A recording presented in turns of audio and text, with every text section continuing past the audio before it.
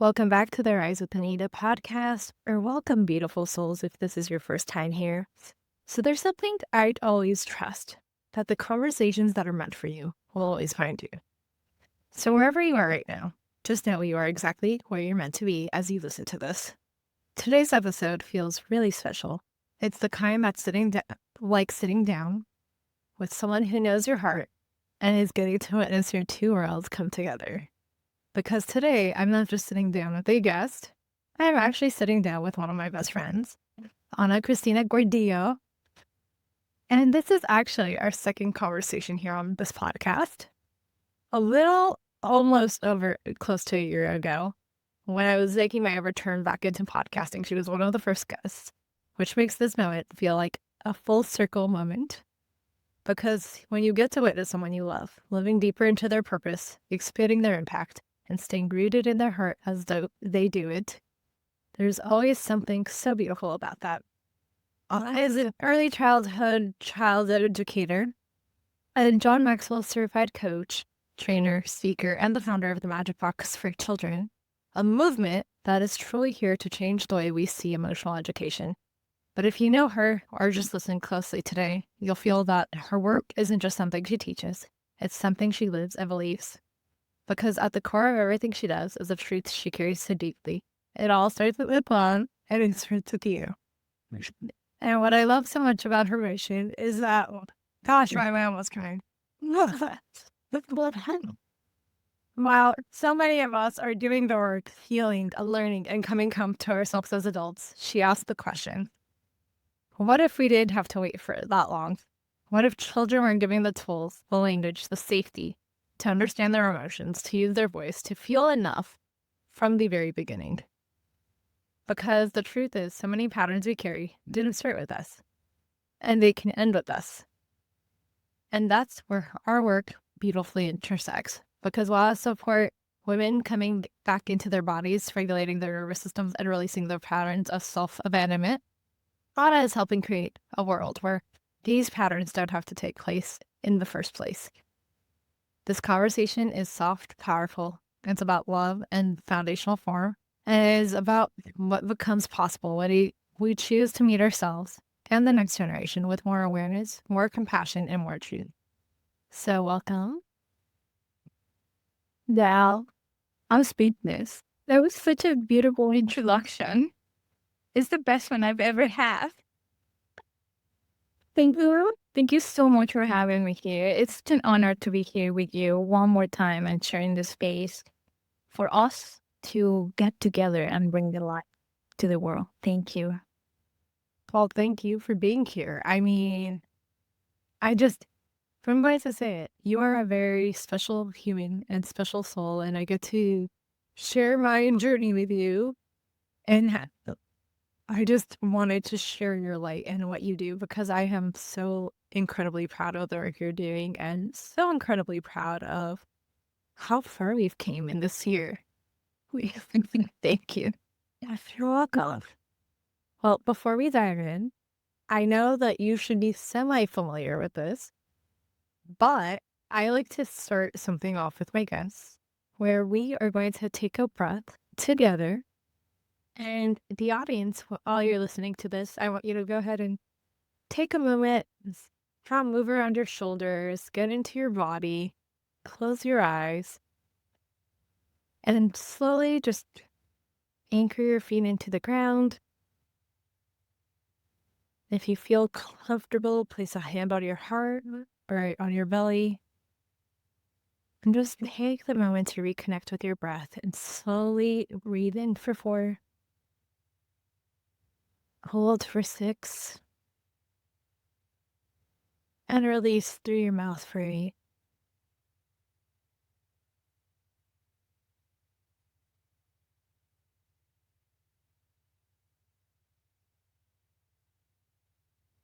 I want you to release anything that feels heavy. And just one more time. Inhale for 4. Hold for 6. And release for 8. And as you release, allow yourself to soften. Get into your body. And just remember, you don't have to be anywhere else but right now. You're here in this moment. You're ready. And you're right on time.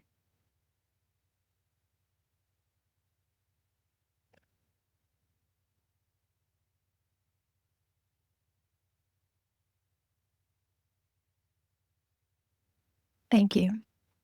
I love you. I love that. So, before we dive in, my age old question: what is bringing you joy in this current season?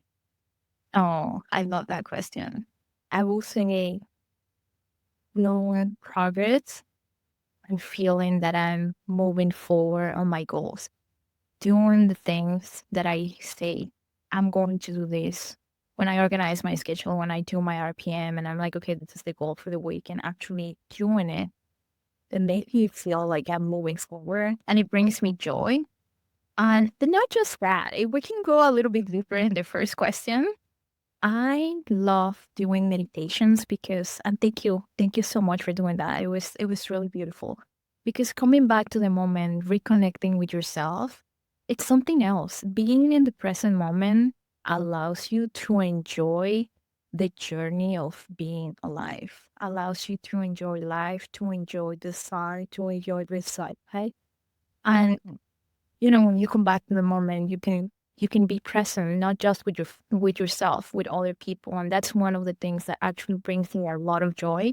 Um, Doing the things that I want to do and being in the moment, feeling like I'm blessed to have everything I have, being grateful, feeling thankful, and loving everything. I love you. I'm gonna keep saying that throughout this episode, but um, for those firstly who don't know, RPM is Tony Robbins' rapid planning method. It's a calendaring system that takes your general life and really amplifies it in a way that typical planning does not come through. And it brings back, as Anna was saying, the joy of planning. Um, and again, I'm just so proud of all the momentum that you're having right now and just seeing you like progress and actually work with children and being in your element. That actually brings me joy and seeing you shine, like spreading your light and just seeing this new level. I'm super proud of you. Oh my goodness, thank you. What an honor to be here. I love you too. Thank you. So it's been about a year since our last conversation. What would you say has actually shifted in you, not just in your work, but in your heart since then? Ooh. Uh, I think I know the answer right away. It's my identity. My identity, the way I see the business now, it's all aligned. It comes back to identity. That's the short answer. Beautiful. And what does that identity of the business look like now? It's totally different, because when I decided to leave my job and then move into my purpose, it started with, okay, now I have the time. Now I can organize my schedule. And I was like, well, I can go to the gym at 10 a.m. Then I can go at 2 p.m. if I want. And then creating the structure.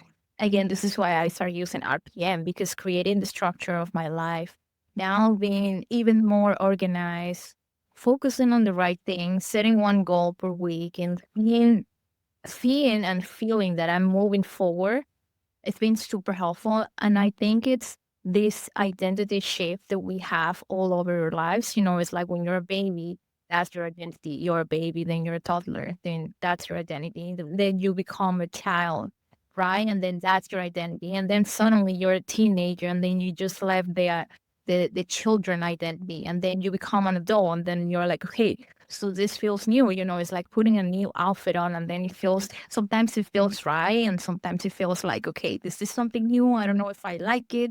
What is it that I can do to feel even more comfortable? What can I do to feel better? What is this new version of me? And I think a lot of us, we all go through these different seasons in life, and not just talking about since we are born, we become a babies and then we grow up. It's all about in general, if we're talking about work, if we're talking about relationships, I believe that relationships also have, you have your identity when you are in a relationship. I know it's funny, right? And even when you are working in your purpose, it's all about identity. Yes. So yeah, that's all kind of discussion. Anyway. It won't.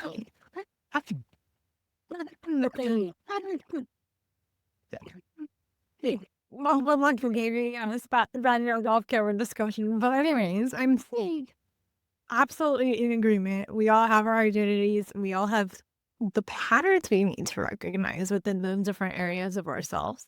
So I'm just curious because you talked about shifting a little bit of your mission. What feels most alive in it right now? You mean my mission or the work? Because the mission is still the same, the purpose is the same. What I shift a little bit is the way I do it. Before I used to work with parents, I'm still doing coaching, but now I'm doing in-person classes for children, which it's very interesting because this is the first idea I had in mind. It's for me talking about the magic box for children. I don't know if we're talking about this too early in the podcast, but it's been a trial and error for me. In the past, I think it's been like a year and a half. It's been a trial and error and feeling comfortable trying, putting my voice out there, finding the best way to put the message for everyone to understand.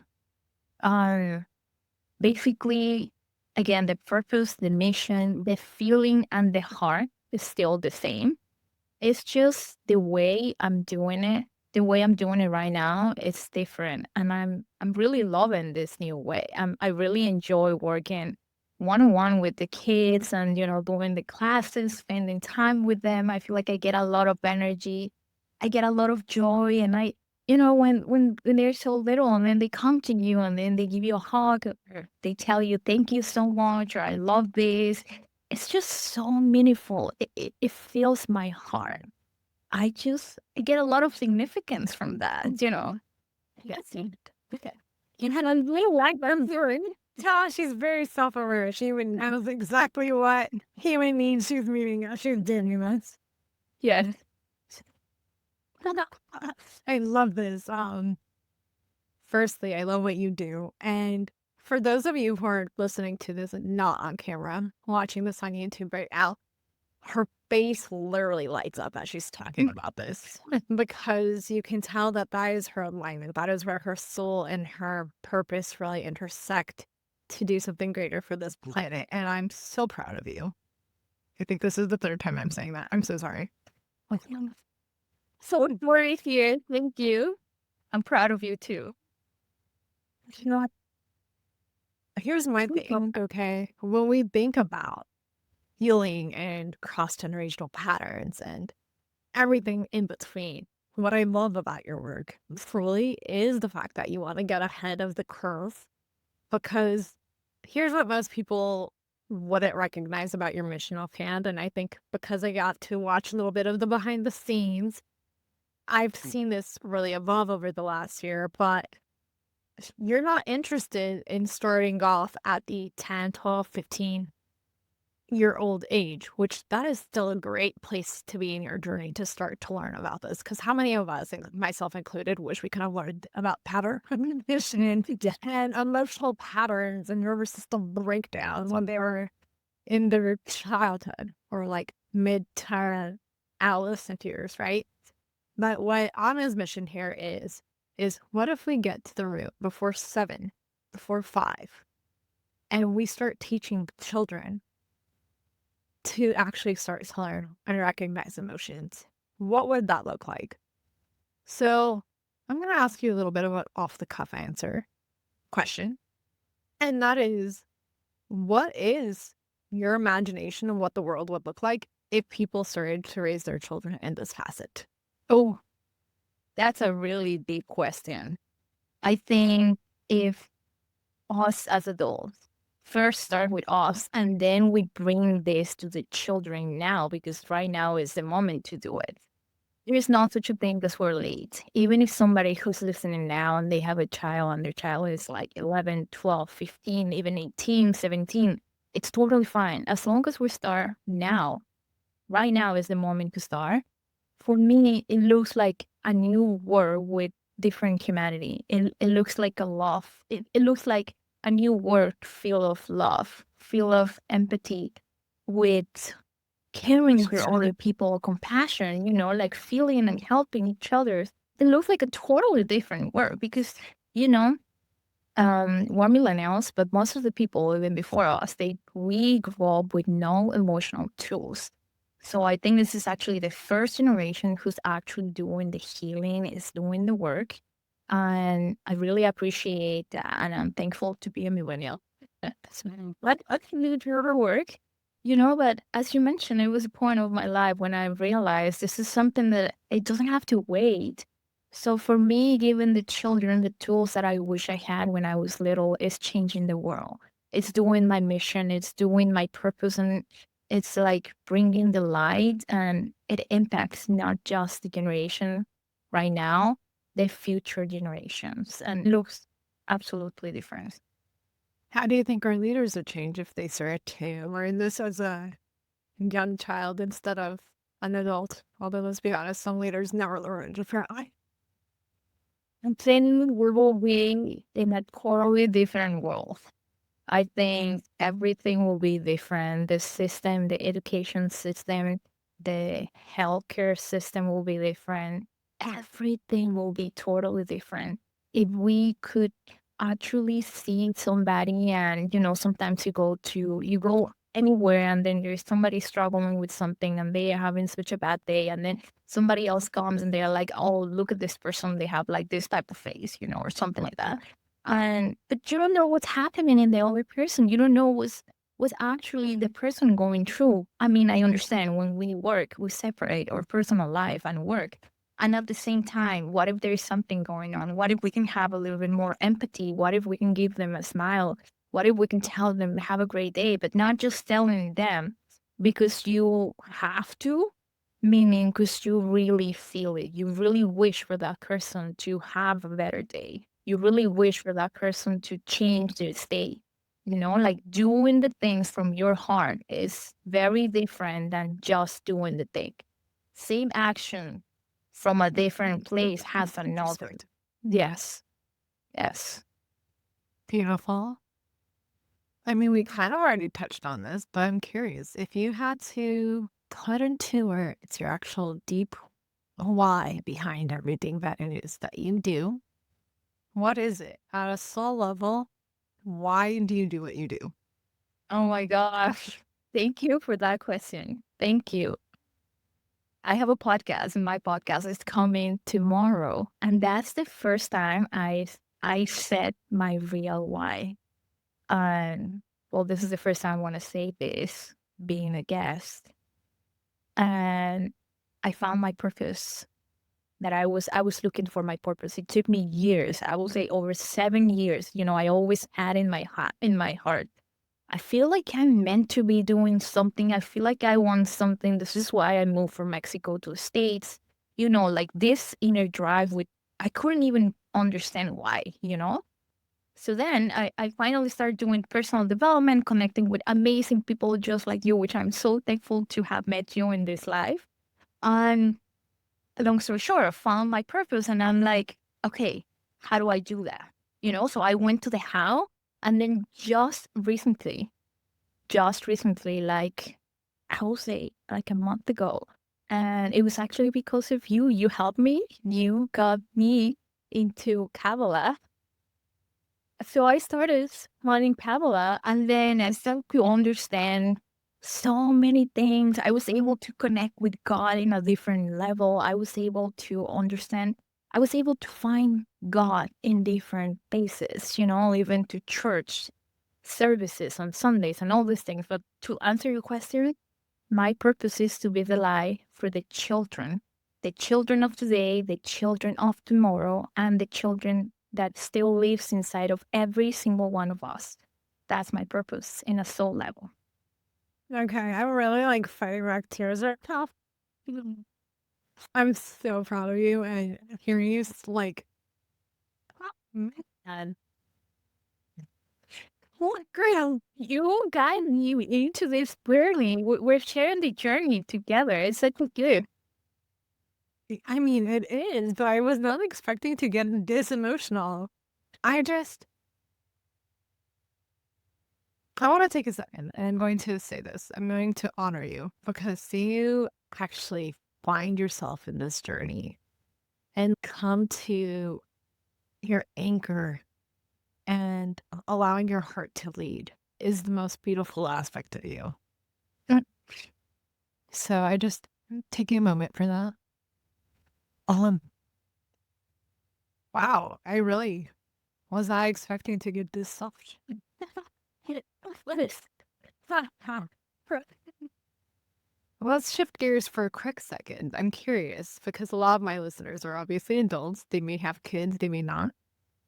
But how can we actively start to reparent ourselves when it comes to patterns, uh, emotions, interpretations, stories that we might have had that don't really serve us, but they were caught, not taught, um, through our cycles? What is one way a person can start making that progressive change, in your opinion, as an adult? That's a really powerful question, and thank you for asking that. I've seen a lot of people thinking, trying to help their kids, and then they're like, "How do I do it?"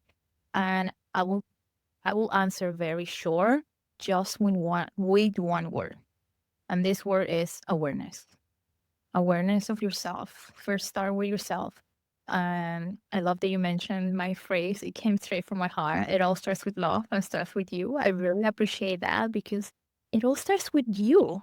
And first of all, it starts with love. And then it starts with you, right? Before you start doing helping, guiding, you start with yourself and you start with awareness. You start with being in the present moment. When you start with awareness, you recognize the way you talk, the way you move, the way you dress, the way you feel. Where do you feel it? When are you getting triggers? What part of your body feels that? How does that feel? What is this trigger telling me? How can I understand the trigger? What is the gift? What is the message behind this, right? And you So, saw the camera version of this. Yes, the what is this gift sometimes still triggers me. So because you have to recognize it's the perspective of, oh, this is brought into my movie because there's something I need to learn. There's something I need to use your word, have an awareness of that's meant for me to change or not even necessarily change though sometimes. Have compassion towards. And so for me, like just using it as a gift, especially when you're in that triggered state, oh, that can be so hard. it's a journey. It's a journey. And it all starts with awareness, being aware of yourself. And yes, everything, I believe that every single thing in life, it's a gift. It's just about perspective, about the story that you're telling yourself, the situation that happened or didn't happen, right? And who that we're telling ourselves, and how can I transform this story? What is the new meaning? What's a better way to see this story, right? It's all about that. Beautiful answer. I'm curious, and I have a feeling I know, but was there a specific moment where you really saw how deeply childhood def- defines who we become as an adult? Mm. I don't think I have a specific moment. I think it's been the whole journey. I believe that I believe that we're always being guided. We meet the right people at the right time, at the right place. Even in the middle of 14,000 people, just like us. This is how we met, in the middle of 14,000 people on the Tony Robbins seminar. So we met the right people at the right time. We're always guided. And when you look back, it's like the puzzle starts getting together. So it's been the whole journey of seeing first of all, experiencing myself, because I was a child one day, oh, working with kids for so many years and seeing the same pattern. This is the thing, seeing the patterns. How am I able to see the patterns? Awareness, not just myself outside. But first start with yourself, okay? And then seeing the same patterns that happen, and then coming into the personal development work and seeing that everyone around me was going through the same, I don't want to call it challenge. I want to call it challenge, to the same challenge. We were experiencing different situations. We all have our journey. And then putting everything together, I was like, this is what's missing, like this is the result, this is the root, and I want to go there. If I really want to change something, I want to go straight to the root. I don't want to cut things halfway. I want to start from the very beginning. And I don't think it was just one specific moment. It was a combination of so many, the whole journey. Beautiful answer. And it's funny you said that because this morning I had this moment where I did not wake up in gratitude today. Which is, as a person who's a coach or a person who does the amount of work you and I do, I think sometimes there's a misconception that you have to be on, your baseline has to be always high. And I wouldn't say I woke up feeling lack or anything. It's just I woke up and it felt like a neutral morning. And then I had this moment where I was starting to go through the riffling thoughts, as I would call it. And I had a moment where it was like, wow, despite everything right now in my movie, I am grateful for the beautiful moments. I am grateful for the challenges. I am grateful for the people who trigger me. I am grateful for the people they look bad and I am grateful for the little things like the sun shining and the floor beneath my floor beneath my feet. And I am grateful for the moments where I'm forced to look inward. And there's different awareness, different consciousness I chose. And I literally had built that actual gratitude in my heart and in my body. And I was just like, imagine if you walked around feeling grateful for your triggers all the time. Now, I'm not saying that you can probably do that. You're a human, you have human experience. However, it's a consciousness shift that if we allow ourselves to get to that point, you can actually be flooded with. And so it was a very interesting shift in myself this morning. Can I say something to plant a seed for everyone who's listening now? The mic is yours. Here's a little bit. I believe that it's totally possible. And I believe that it happens at the right time, because we get triggered by things, situations, or people outside of us. And that's something that we can't control, or we don't want to control that. And I have this belief that life is always happening for us, not to us, right? So when you believe, so this is all about the belief system, right? So when you believe that every single thing is happening for you, every single thing, every single person, it's aligned for you and it's coming to your life to help you, or either you help the other person to understand something, to learn something about themselves, it's such a gift. And yes, maybe when I experience the trigger at the moment, I don't feel it. I don't feel like, okay, this is the gift, And sometimes we get a little bit frustrated, like, okay, where's the gift? I want to really like and I want it right now. Instant gratification. We want it right now. We want it for yesterday. I get it. I've been there. It's all about one kilo. Right.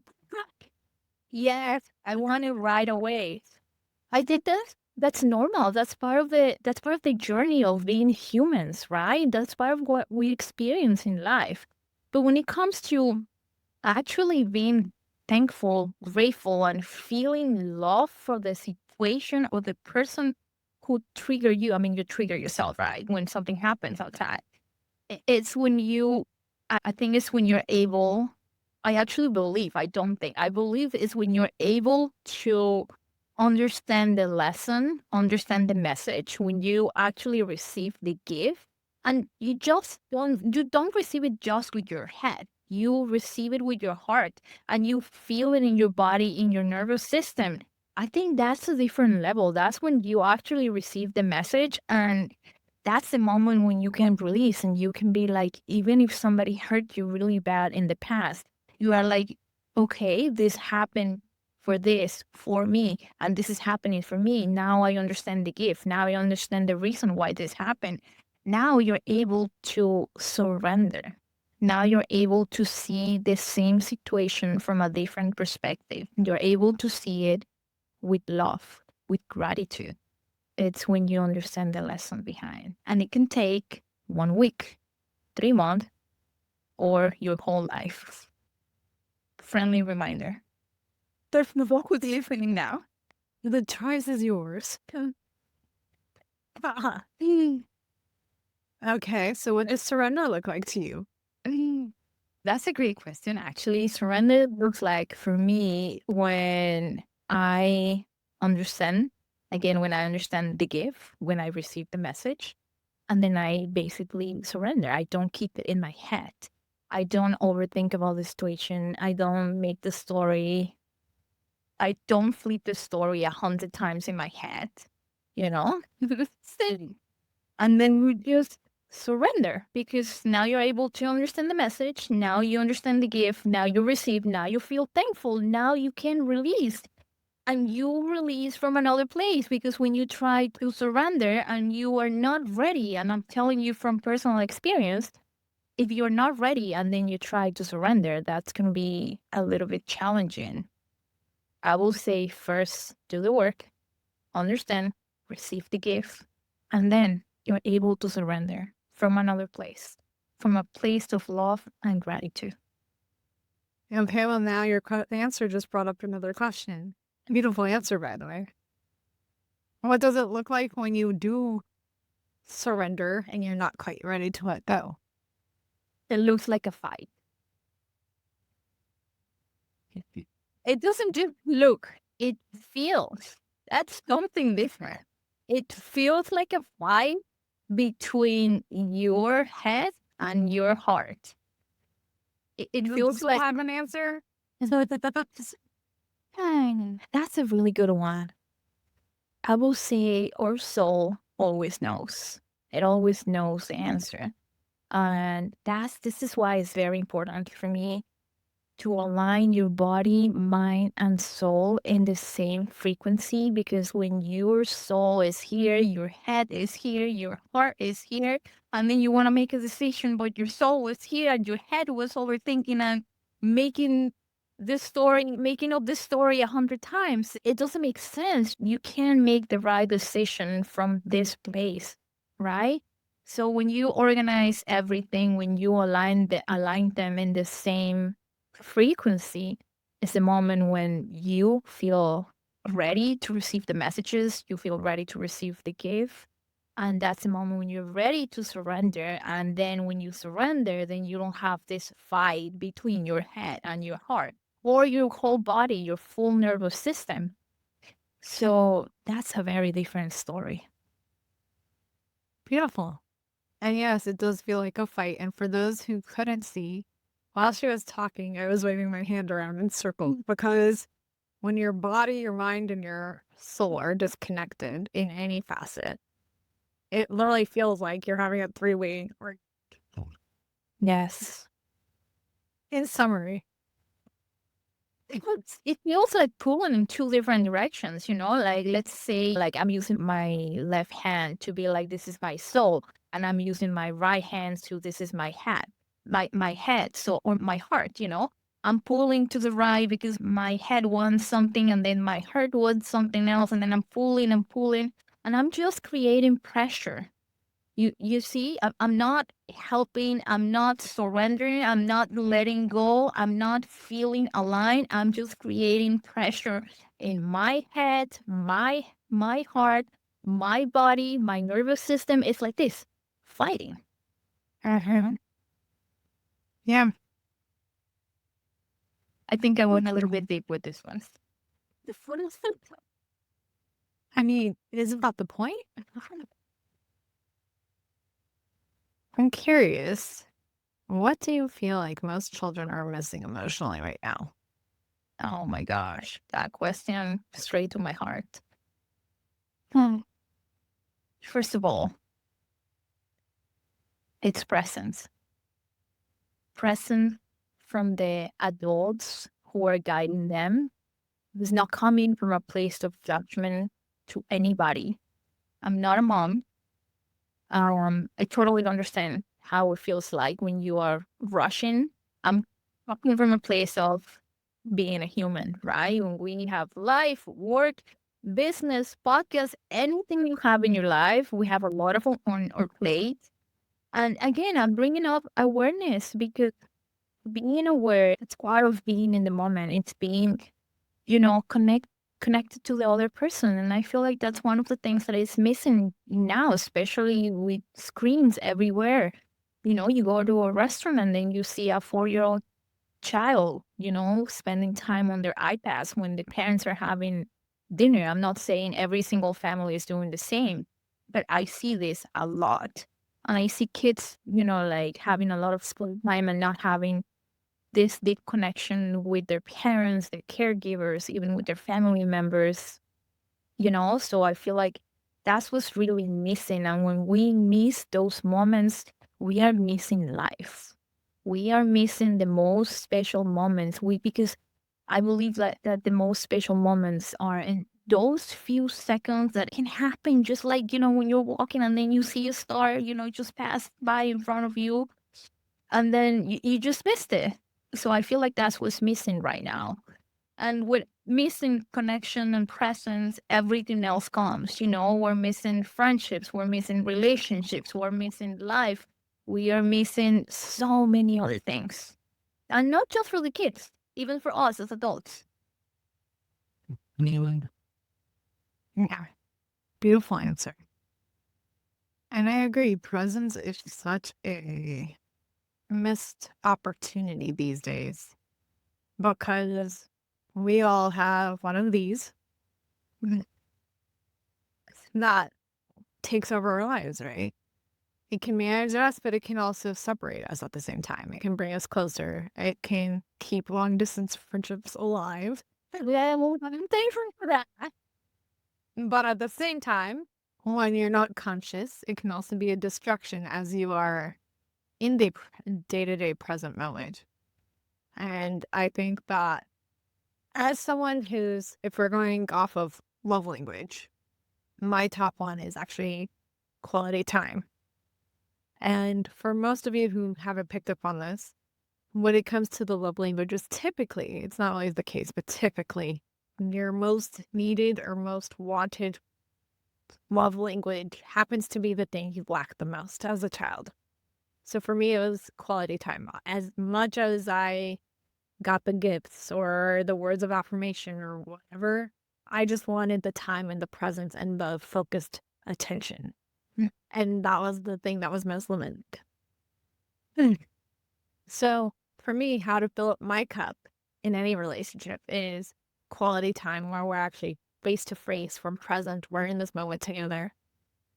And it could be something so simple, but that fills my cups up. Something as simple as, hey, let's go out for a cup of coffee. That is how I like to intersect. So I think it's interesting. Actually, I'm going to ask you because I've never asked you this. I have thoughts on it, but what is your love language? I think I use all the love languages, which we all do. I know we have like 2 or 3. So,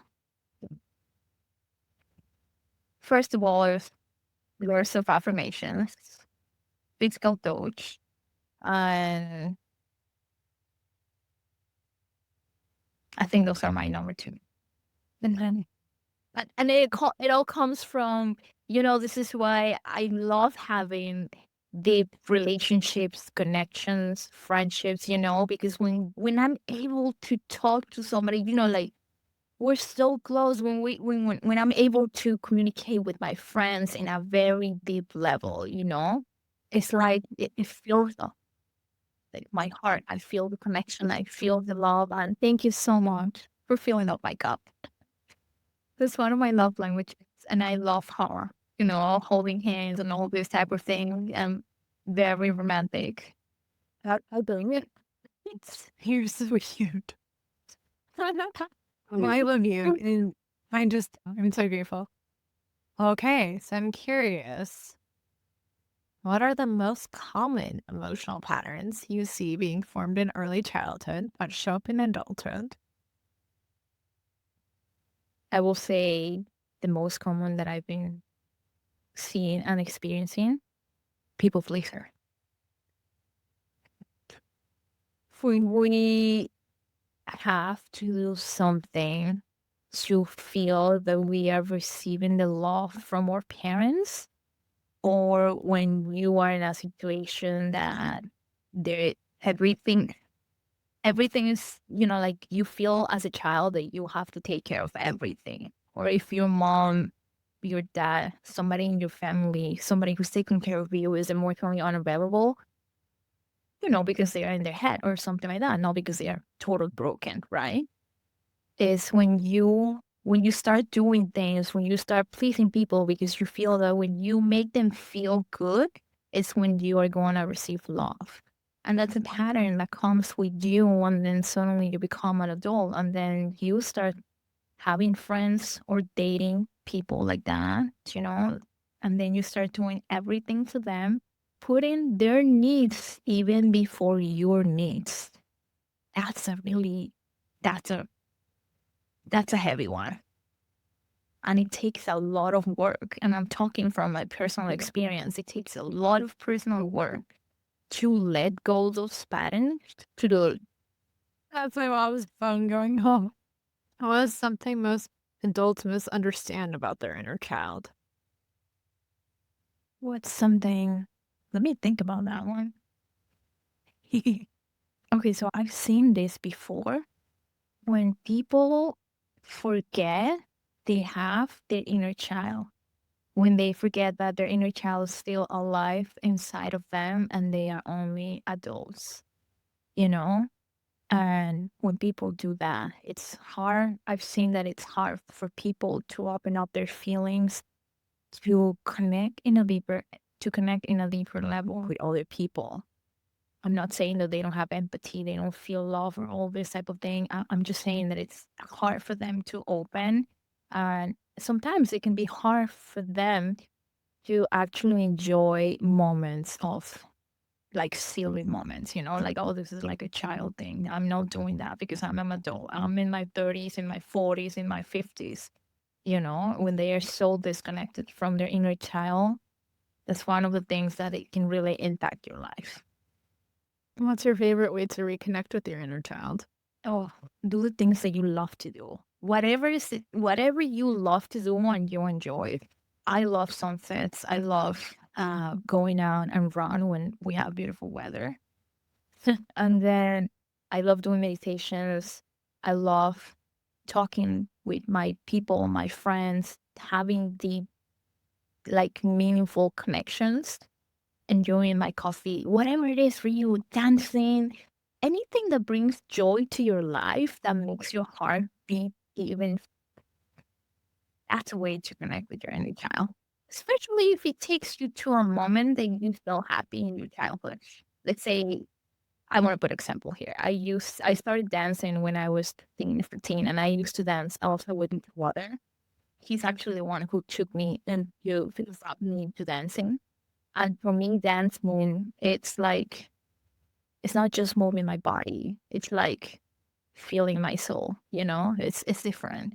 Again, it all comes back to awareness and being in the present moment, because you can be right here talking to me and your mind can be somewhere else. You can be here dancing and moving your physical body and your mind is somewhere else. That's a different story. Beautiful. Mhm. Why do you think it's so hard for people to access or even acknowledge their inner child? Because they close up. They close their feelings because they forget. They choose to forget consciously or subconsciously. They get busy in life. They put their focus and energy in being an adult, in doing work, in going to work, in doing business, in their relationship, in the children, in their goals, and everything they want to do, traveling, whatever they're doing, right? They put everything there and they forget sometimes about themselves. And when you forget about yourself, you're missing life because you're not connected with yourself. And you can give something that you don't have. And if you don't give love, first, you most know how to feel when you're in love, how to experience love. If you want to give presents to someone, first, you get to be present with yourself. Then you can be present with someone else, right? If you want to get connected with somebody in a deeper level, first you connect deeper with yourself. So then you can connect with the other person with, like in another level, deeper. Beautiful answer. I'm curious for your take on this because you work with children. What would you say it actually looks like for a child to feel loved beyond being cared for? Oh, I love that one. Think about children. Literally, you ask me that question and then children come to my mind. And from my personal experience, also, when you make them feel safe, when they feel protected, when they feel love, when they feel that you're present in the moment, that's when they feel love. Doesn't matter who you are. Doesn't matter if you're their mom, their dad, somebody they just met. When they feel like that, it's like you're filling up their cups. So you make them feel heard. You make them feel present. You make them feel they matter. It doesn't matter if they don't know how to express themselves yet. If they don't know how to communicate what you're feeling, when you make them feel, yes, your voice matter, even if you are 2, 5, 7 years old, that's something else that literally changed their childhood. Beautiful answer. So, how can parents start to embody that, even Mm. if they didn't receive it as children? Oh, that's a really good one, actually. Thank you for asking that question. I appreciate it. It takes me back to it all starts with love and starts with you. First, you start with yourself. First you start with awareness and awareness with love for yourself, working on yourself. And then you can give it to your child because we lead by example. We don't lead by telling them what to do, what you want them to be. Like I'll put like a quick sample, like if you're working with kids, if you're a mom, I want you to clean up your toys. I want you to pick this up. Like, what if they don't know how to do it? What if instead you can just go down and then you play with them, you make it fun, and then you clean up the toys, just like a random example. And again, first you start with yourself because they don't learn what we tell them.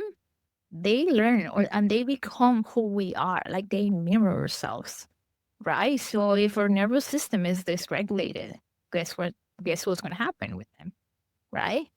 If we are not comfortable with ourselves, if we don't know how to, if when we want to say something, we say the things and using the tone of our voice, it's pretty heavy. That's how they are going to speak.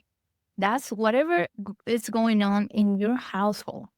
That becomes normal for them in life. Whatever the type of relationship they see between mom and dad, or right now 2 moms and 2 dads, that's the same relationship they're gonna when they grow up. That's the same relationship they're gonna go and look for because first they learn with the nervous system, first they learn with their body, even before we tell them, even before we speak, that's how they learn.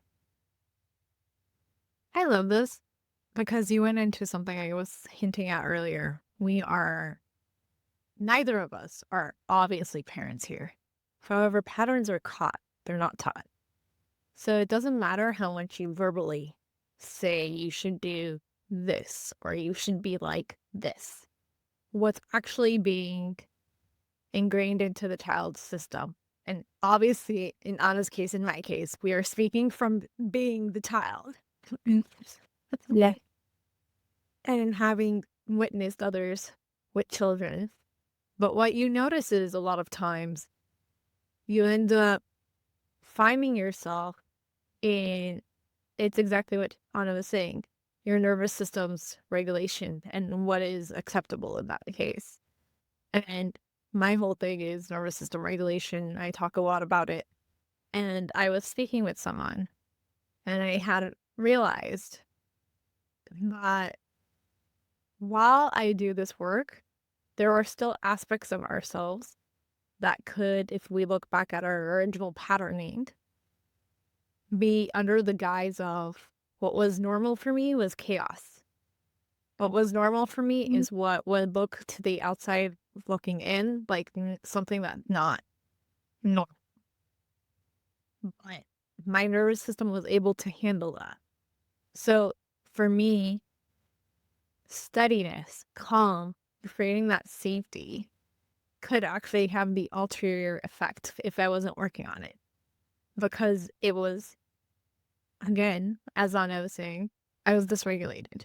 You can operate quite a bit, and this is what I've been really shifting the gear and focus of this podcast to. Are we able to operate completely dysregulated? Yes, look at our political leaders in any country.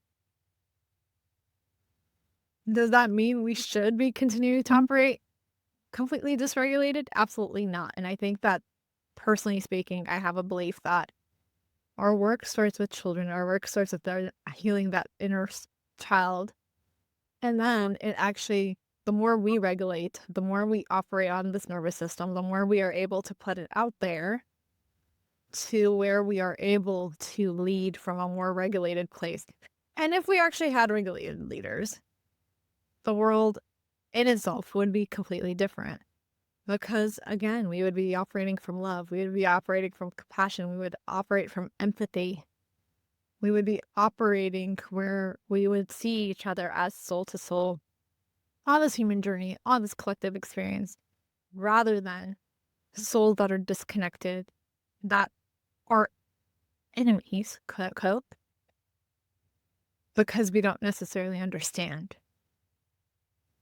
And I'm going to shift gears for a quick second. I'm curious, from your perspective, how does the body hold on to emotional experiences? That's a deep question. You don't play light here. You know this. Yeah, I know. Well, as I mentioned before, we first learn through our nervous system, and we basically hold what we learned from our childhood, and we carry the same feeling, the same story, the same smell, the same taste. Something that, even if in your childhood you used to get in trouble, and then when you get in trouble, then your mom give you something to eat. I'm making up a random story. Then when you become an adult, then if you get to eat the same meal, then it's going to take you to the memory, because our nervous system, it remembers everything what our conscious mind is not able to remember. We act from this place that sometimes it feels like it doesn't make sense. Like if you ever seen somebody who is in a abusive relationship or something like that, you are like, why is she or him staying in this relationship? There is a reason for that. And the thing is, subconsciously, they want to be in this relationship. Why? Because their nervous system is operating in the system that it was familiar for them when they grew up, when they were children. We look for the things, patterns, people, situations in our life as adults for whatever was familiar for us, whatever feels like home, even if that was a lot of pressure, even if that was anxiety, whatever it was, we look for the same things in life when we become adults. That's why, and like the main purpose of the magic box is breaking generational cycles, because I don't want the children to keep growing up with the stories, with these patterns, with like repeating the same stories from the past, some things that we learned from our parents and our parents learned from our grandparents. And I mean, I can keep going with this. We carry the same stories, and this is how our nervous system learn and carry the things up to our adulthood life. Beautiful That answer. answers the question. It did. My God, this conversation has been very insightful. And I'm just curious, as we are getting ready to wrap up, why do you believe it is not enough to just understand our patterns, but to actually start to do something about it? Oh, because that's something different. There's something different between understanding and doing the thing, doing the work. You can see, you can be able to see, okay, I see the pattern that every time I meet with this person, I feel uncomfortable. Every time I meet a guy or I meet a girl, I get into the same relationship. Yes, you recognize the pattern. And the question here is, what are you doing to break the pattern? If you don't break it, you're going to be meeting the same person in every single relationship. And if you choose not to date someone, then you're going to meet a friend who's like that. Then if you choose not to have friends, then you're going to meet your boss is going to be like that. If you choose to be an entrepreneur and don't have a boss, then your neighbor is going to be like that. At the end, That essence, she's saying same story, different body. yes, point to send you the right person or situation for you to learn the message, to understand the gifts and transform your life. Right? Yes. I love this. I love you too. Okay, so final question before we wrap up, because this has been very insightful and we could probably go on for hours. Lord knows our FaceTimes are usually way over an hour long. Um, why is safety the biggest thing in emotional healing for both children or adults? I feel like when your nervous system feels safe is when you're able to open up, when you feel safe. Like let's say you have a friend, right? And then we're friends. Let's with us as example, right? So, because you feel safe with me, you come to me and you tell me, oh, this is happening now. This is the thing I'm going through my life. And I do the same with you. And when your nervous system feels safe, you're able to open, you're able to pause, you're able to recognize, you're able to do the work, you're able to make better decisions. Whenever you feel safe, and being safe, it means that you're regulated, right? It means that you're aligned. It means that you're vibrating in the same frequency. So when you feel safe, everything it has a chance for opens the door for everything to transform in your life.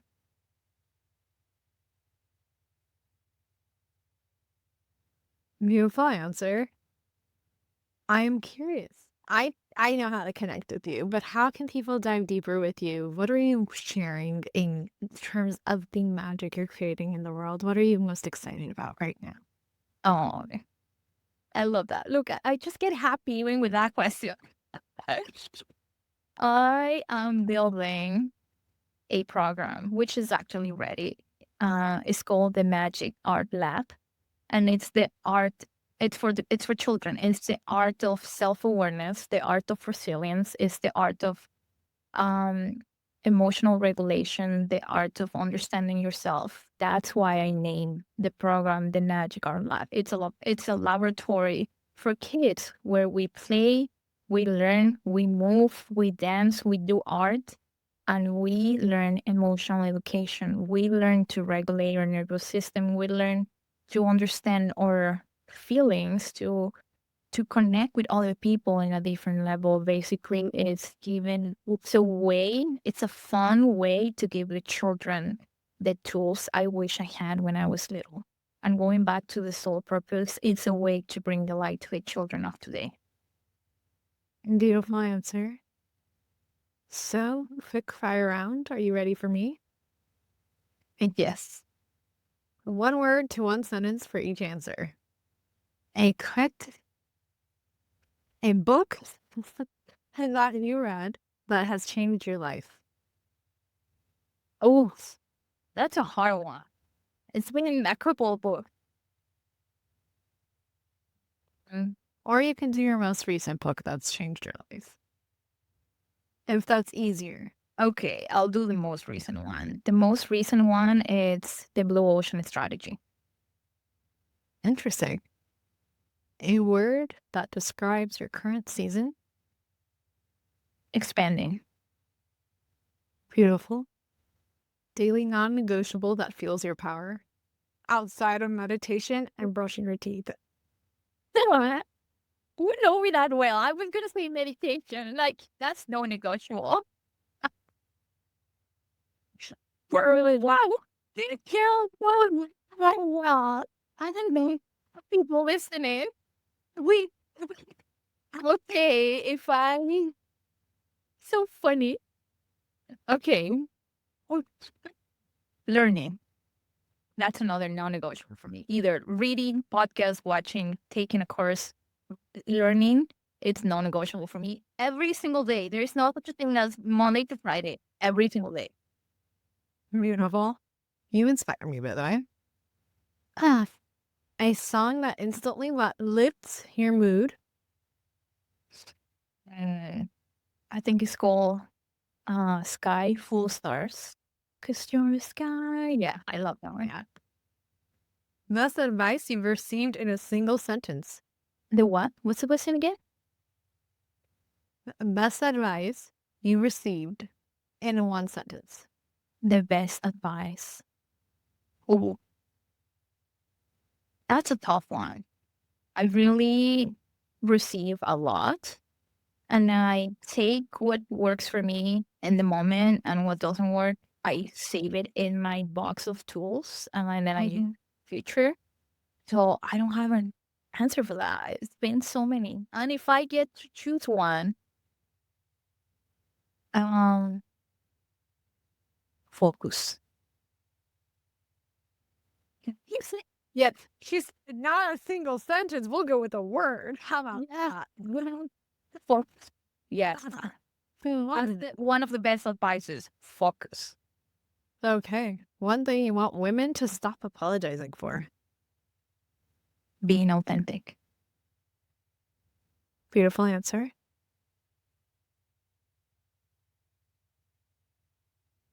Sorry. I'm sorry.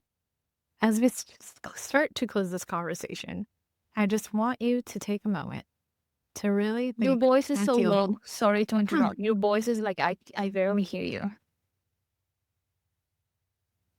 As we start to close this conversation, I just want to take a moment to really feel what we just opened up here. Because this isn't about children only. It's about healing.